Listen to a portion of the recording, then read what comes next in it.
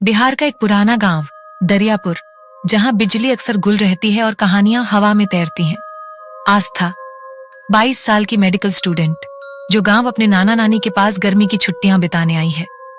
दादी गांव की बुजुर्ग महिला, कहानियों और विश्वासों से जुड़ी। पीपल का पेड़ गांव के बाहरी छोर पर अकेला, सदियों पुराना पेड़ जिसके नीचे कोई नहीं जाता।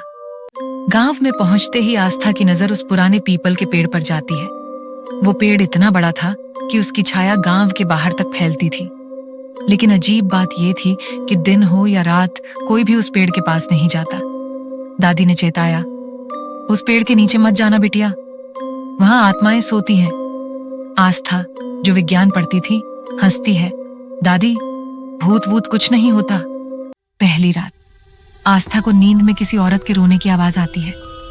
आंख खुलती है, सब कुछ शांत, लेकिन खिड़की के बाहर दूर उस पीपल के पेड़ के पास एक सफेद साया दिखता है। दूसरे दिन गांव के बच्चों से पूछती है, क्या रात में कोई बाहर जाता है?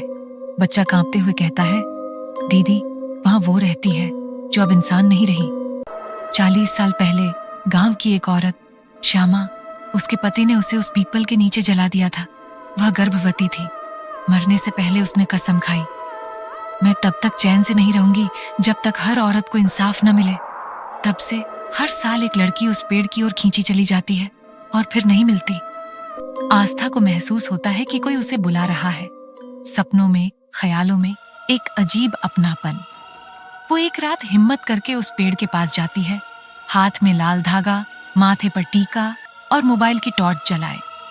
पेड़ के नीचे खुदाई करती है और एक पुरानी चूड़ियां, एक अधजला गुड़िया और एक डायरी मिलती है। डायरी में लिखा होता है, अगर कोई लड़की ये पढ़ रही है तो समझना मैं अब भी यही हूँ।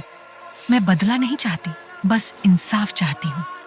अचानक पेड़ की डालियां हिलती हैं, हवा तेज हो जाती है और आस्था बेहोश हो जाती है। जब होश आता है तो वो खुद को गांव के मंदिर में पाती है।